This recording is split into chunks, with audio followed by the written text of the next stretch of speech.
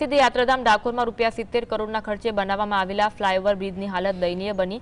મુખ્યમંત્રીના હસ્તે ઉદ્ઘાટન થયેલા બ્રિજને હજુ માળ 2 થી 2.5 વર્ષનો સમય થયો છે। તેની નડિયાદ તરફનો માર્ગ સંબંધિત તંત્ર દ્વારા પતરા લગાવી બંધ કરી દેવામાં આવ્યો।